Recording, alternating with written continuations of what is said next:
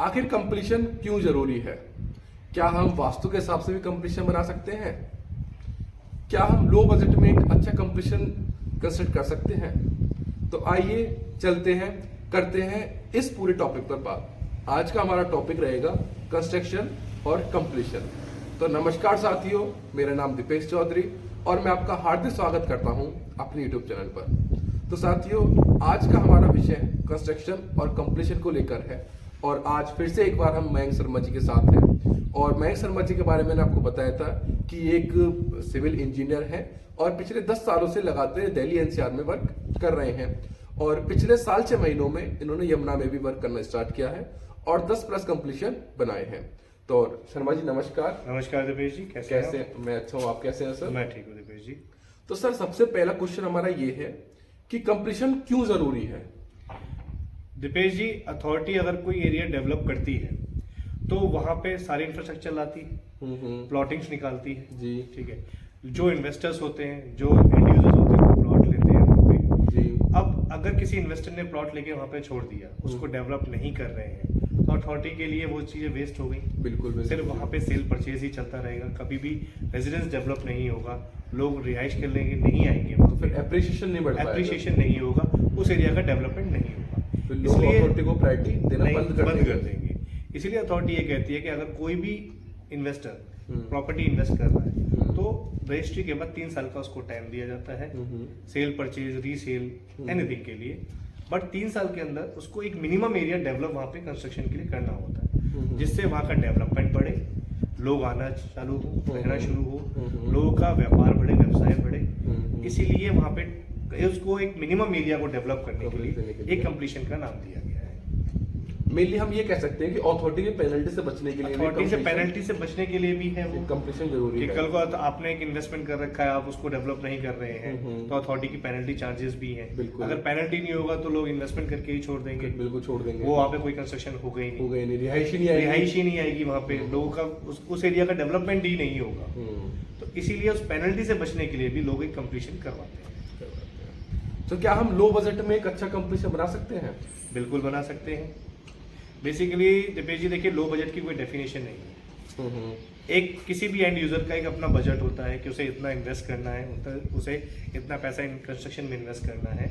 हाँ, अगर आप लो बजट कहते हैं तो लो बजट में फिर आपकी मेटेरियल क्वालिटी लो हो जाती है, बिल्कुल सही बात, आपकी फिनिशिंग में कमी आती है।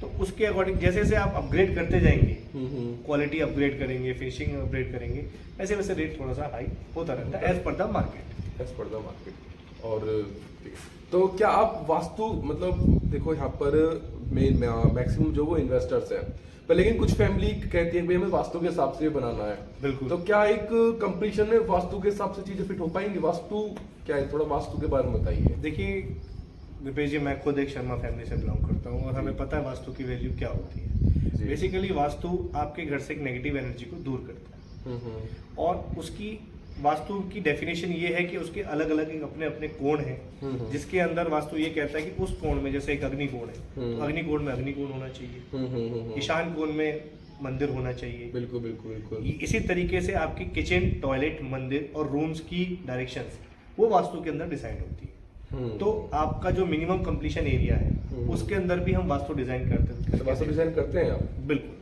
अच्छा, और वास्तु जैसे कि आप वास्तु डिजाइन करते हैं, मैक्सिमम लोग, मैंने फिर कहा कि वास्तु को प्रेफर नहीं करते, लेकिन कुछ प्रेफर करते हैं। बिल्कुल। तो वास्तु के हिसाब से आप डिजाइन बनाते हैं?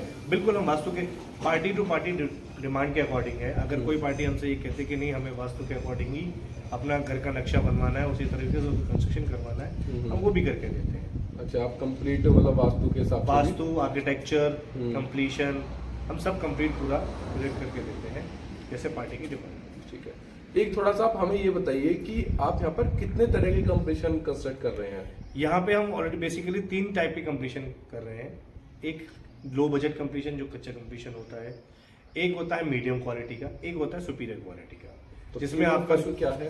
तीनों में फर्क ये है कि आपका जो लो बजट कंप्लीशन है उसमें हम 9 इंचेस की वॉल लेके आउटर टू आउटर हम पूरा से कंप्लीट करते हैं। मीडियम में हम 9 इंचेस बाय 9 इंचेस से कॉलम देते हैं और आपका सुपर स्ट्रक्चर जिसे कहते हैं, जो proper foundation, column, beams, particular पूरा डिजाइन जो होके आता है, हम उस तरीके से भी कंस्ट्रक्शन करते हैं, जिसे बेसिकली एक पक्का मकान भी कहा जाता है।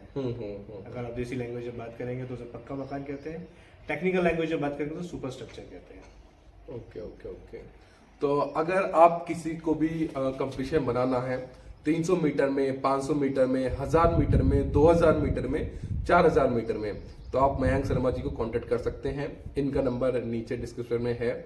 और अगर आप तीनों जो कि ये बनाते हैं, कच्चा कंप्लीशन, पक्का कंप्लीशन और सुपर स्ट्रक्चर, इसके बारे में अगर आप और जानकारी लेना चाहते हैं कि आप कैसी मटेरियल लगाएंगे, उसमें किस प्रकार से बनाएंगे, किस प्रकार से डिजाइन देंगे, तो उस सब के लिए आप इनसे कांटेक्ट कर सकते हैं।